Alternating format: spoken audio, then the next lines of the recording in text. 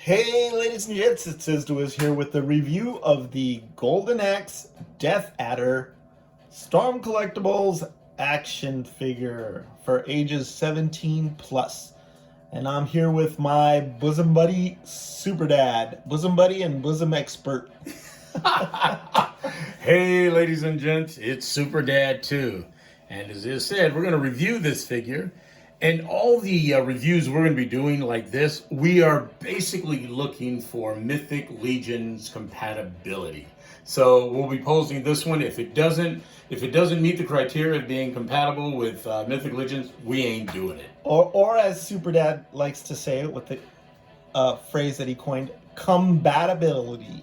While I was drinking, mind you. So we're going to take a look at this figure. Nice bosoms, by the way. That's why we needed the expert. And, as most of you know, and if you don't, the figure was from the video game back in the early 90s. 92, I think we looked at. And this cat was the main villain for the Golden Axe. Apparently, he defeated a bunch of gods. His soldiers killed the mom of the main character, so we're going to be taking a look at this guy and see how he stacks up with Mythic Legions. So you can see Death Adder is a big boy. He kind of looks like Super Dad when he first gets up in the morning, right? Or at least after he's had a few drinks. And you can see some of the accessories that he comes with.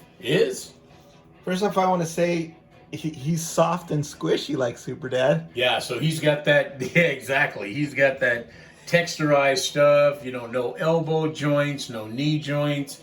I'm always concerned with these figures about, how they're going to hold up. Like I said, Swamp Thing held up really well. We're going to get into his articulation just in a little bit. But right now, just wanted you to get a basic look at how the figure looks. There's some of his accessories. He comes with the alternate head and alternate hands, and he comes with that big axe.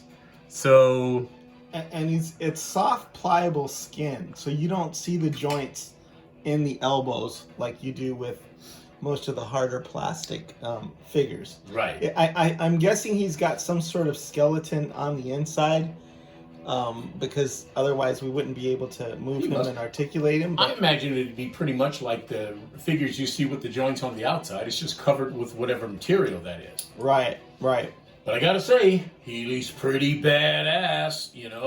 We're gonna do a little bit of posing so you can see exactly what this figure can do. So you can see that his arms move up well above his head. That's about the maximum that you'll go because of those are they called pauldrons or whatever they're called, the shoulder guards. Don't let them go up a little higher. I could probably push and enforce it, but I don't think we're going to do that. And just so you know, the last time we did a video where we had music in the background is the way it got tagged. So we went to copyright-free music, so you cats can just lean back and just enjoy the sounds. I wanted to say that the armor and the guard and the helmet are all very, very pliable plastic. I'm not allowed to stick my hands in there and show people how squishy they are because Super Dad has instituted a new rule. Yeah, nobody wants to see hand models. I have a pointy stick. I have beautiful hands, but I have a pointy stick so I can point at stuff, and then if Super Dad gets out of line, I can poke him in the eye. That's the only positive. But yeah, I would show you how pliable this plastic was, but I don't know how I can do that, Super Dad, without using my hands. Yeah, well, your relationship between your hands and your pliability, we're not going to bring into this. You know what? I'm going to do it anyway, because people need to see this, okay? What, your hands? Yes. Okay. No, it's not my hands. It's just like plastic, how pliable and soft it is. It is. I know this hurts you to have to see my hands. But yeah, it is a soft, pliable plastic. The skirt is a very, very soft, pliable plastic. The feet are a hard plastic, but these, what are those called? What are these called? Those are boots. Yeah, that's also soft and pliable, and so is the guard. So that's why he can have this wide range of articulation, even though he's a big, big, bulky figure, because of the fact that all his clothes are soft and pliable. And I dig it. It feels good. It feels right. It feels like I'm just concerned about over years how he's going to be kept in a cabinet. So there'll be no dust or anything that hits him. Mm-hmm. But some of his outfit is a little plain, right? But the overall look of the figure looks good. Like I said, later we're going to be doing some comparisons. I gotta say, he's a pricey figure. I pre-ordered him. I got him. I thought it was for $95. It was $99.99, so $100. Now I see him over at BBTS. He's $119. So he's pricey. Storm Collectible figures are not cheap. No, they are not. So, but they have some things on them that other figures don't have, as far as like really nice accessories. Oh, and, and this like real life skin texture. And I'm going to say, I do not like the tactile feel of this figure. I think it's going to take a lot of us getting used to, because it just doesn't feel the same as what we're used to. And I'm a little bit in that camp too. But now having, purchased a few of these figures, I find that the overall appearance of the figure just looks more realistic. That's true. I really like the idea. He's posable enough, and we'll show him in some poses with some other figures. But he's posable enough that it really works out. One of the things I didn't mention is you can see down there on the lower half that he comes with an axe. Again, it's a pretty plain axe. It looks like he could use a little more aging or whatever else. But for what it is and what it does, I like it.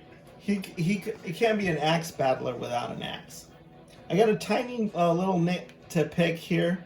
Like it looks like he's wearing slippers instead of full-on boots, because I don't know if you can see there's a gap here between the slipper and this, and you can see skin through that, and it's more noticeable over here on this side.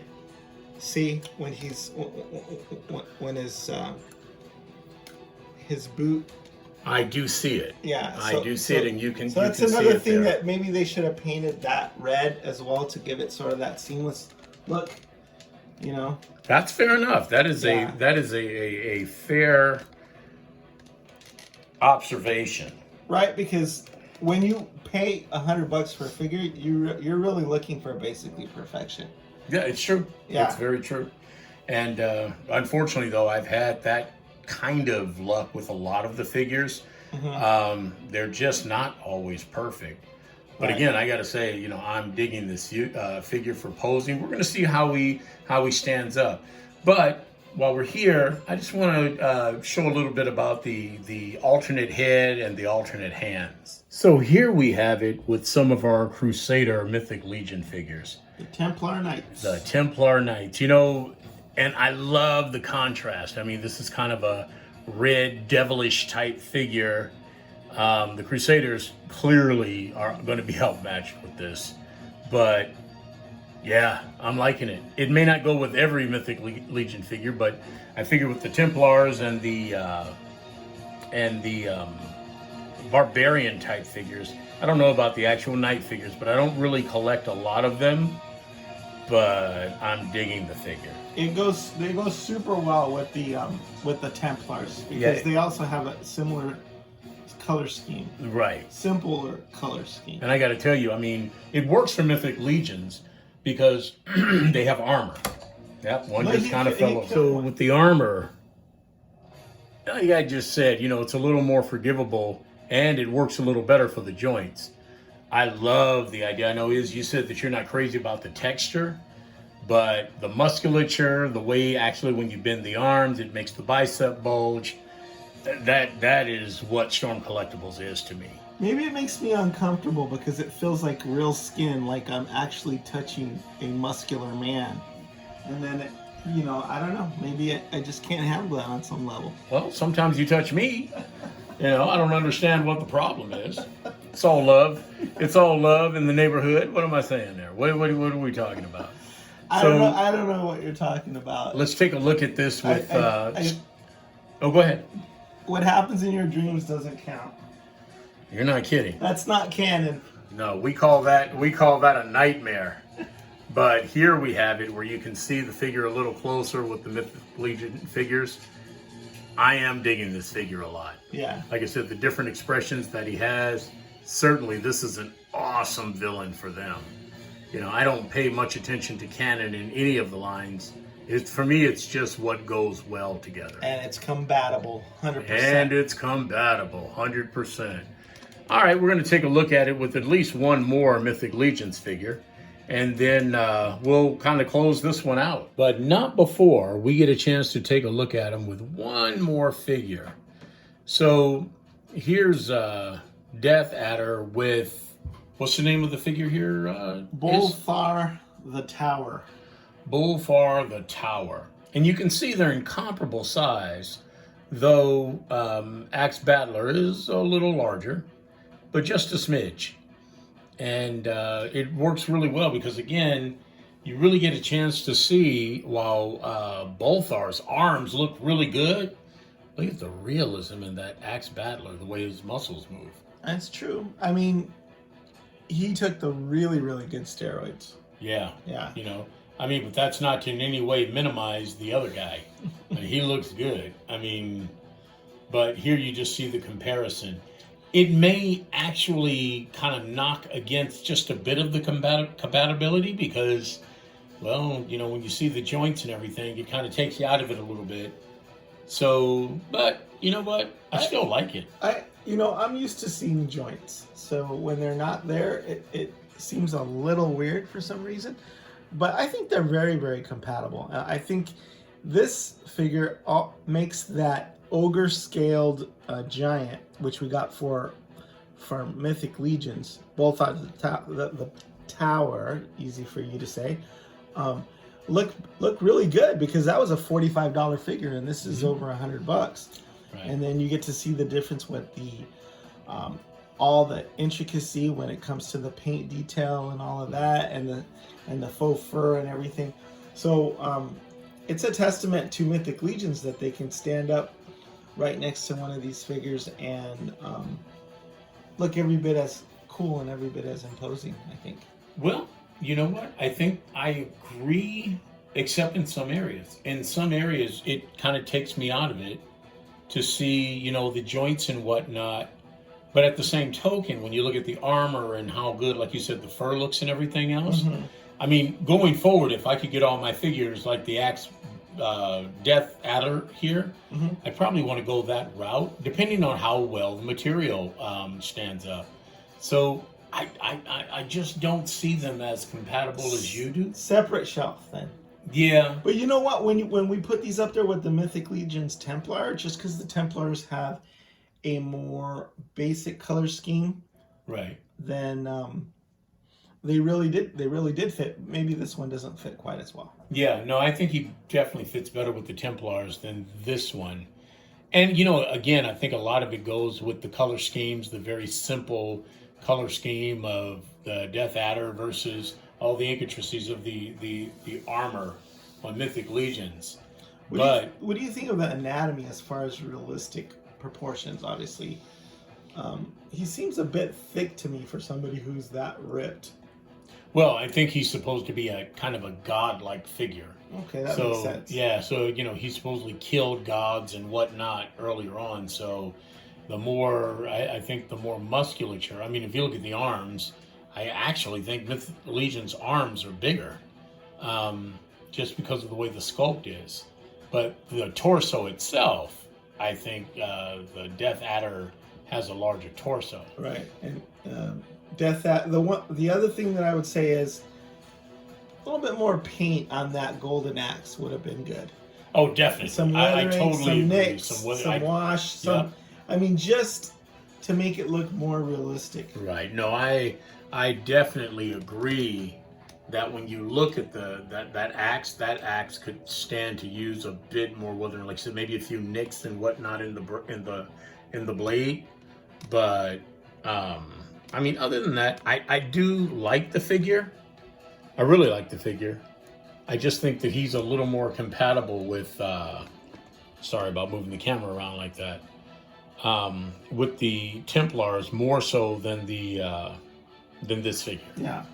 That's true. That makes sense. So we're going to go ahead and end the video showing you some of the textured things with the figure, how the joints move. For those of you who are interested, if you're not really interested in that, you can end the video. You can end watching the video at any time, but we're just going to go through some of the motions because Isdawiz thought that maybe that's something you'd all be more interested in. So starting with the leg articulation, that's as far out as his legs will stretch. He won't do a full split, and of course I've bent the really bendy material up so you can see how that moves. But the figure stands on its own. We've done this with other figures. And on the spinning table, we can only hope that it's not going to fall over. So I should use my other hand so it's not wiggling quite so much. But it's got some pretty good balance for what it is. I mean, if it falls, it falls, but just wanted to be able to show you that the figure can balance. So that brings us to the end of this review. All in all, I'm pleased with the figure. You know, it's not perfect, but it will probably allow us to do what we want to be able to do. It's kind of got that cross between like an Egyptian figure and a diabolical figure, or, you know, something like from the Christian hell. But I'm liking it. Yes? From the Christian hell? Yeah. It's a good figure. I think it's a bit pricey, but you're the one that bought it, so. Yeah, I mean, for the $400 a piece that I just put out for the Galactus figure, yeah, some of these figures get pretty pricey. Yeah. But for what it is and what it does. The main thing is if you're happy with your purchase, and it seems like you really are. Yeah, So that's a good thing.